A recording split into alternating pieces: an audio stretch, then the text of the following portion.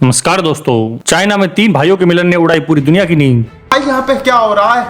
भाई यहाँ पे क्या हो रहा भाई? वेट, जिसमें से 2 तो गारंटी से कह सकता हूँ कि भाई है, लेकिन तीसरा समय की मजबूरी है। पर किसी समझदार आदमी ने कहा है कि समय के साथ चलना चाहिए, वरना अपना खुद का ही नुकसान हो जाता है।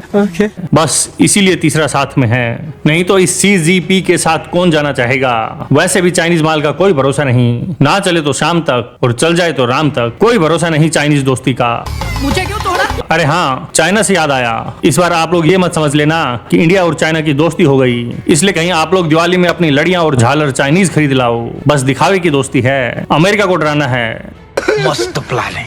लेकिन हमेशा याद रहे, हमें आत्मनिर्भर बनकर दिखाना है, इसलिए खरीदना वही जो भारतीय ने बनाया हो। चलो माना मोदी जी की तो मजबूरी है, लेकिन इन मीडिया वालों को तो देखो, ऐसे हिंदी चीनी भाई भाई का राग अलाप रहे हैं जैसे बचपन के 2 बिछड़े हुए भाई मिल गए हों। एवरीबॉडी, सबके सब चोर हैं साले। अरे भाई भाई कुछ नहीं, बस ये तो एक चच्चा जो टैरिफ खेल रहे हैं ना, उनका ही तोड़ है। ना वो टैरिफ खेलते, ना ये तिकड़ी बनती। लेकिन ट्रम्प साहब को भी लगा कि भारत तो एक बच्चा है, थोड़ा सा दबाव डालेंगे और झुक जाएगा।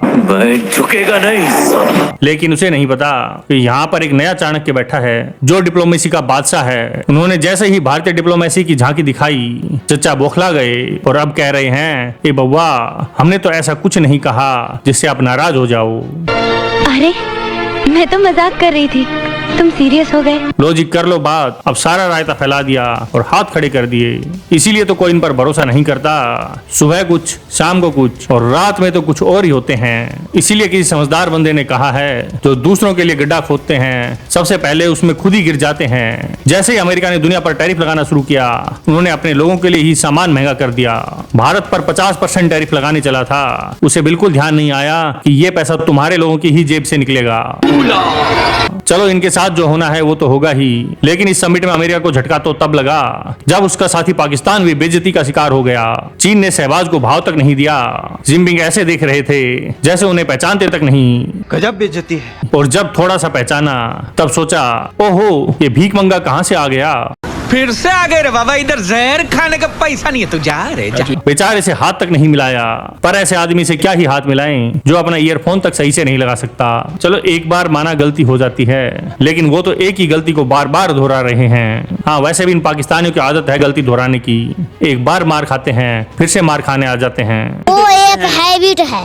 फिर ईयरफोन कौन सी बड़ी चीज है। शहबाज साहब पुतिन से मीटिंग में कहते हैं कि माना भारत आपका दोस्त है, लेकिन हम भी आपसे दोस्ती करना चाहते हैं। अब उन्हें कौन बताए, दुश्मन का दोस्त कभी दोस्त नहीं हो सकता।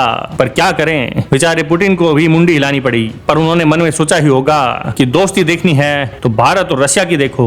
हर मुसीबत के समय एक दूसरे के साथ खड़े हैं। जब भारत को मदद चाहिए थी, तब रशिया ने साथ दिया। आज रशिया मुसीबत में है तो भारत उसके पीछे खड़ा है। बात तो सही है। पर इस पाकिस्तान का क्या करें, कभी अमेरिका की गोद में बैठता है तो कभी चाइना की, और दोनों जगह से बेइज्जती करवा कर वापस आ जाता है। वैसे भी बिना बेइज्जती करवाए इनका खाना हजम कहाँ होता है। एससीओ समिट में पाकिस्तान और उसके आका दोनों को समझ आ गया कि भारत काबू में आने वाला नहीं है, अपनी मर्जी का मालिक है, खुले आसमान में उड़ने वाली सोने की चिड़िया है, हमें कोई बांध नहीं सकता। और टैरिफ की धमकी से तो बिल्कुल नहीं। धन्यवाद।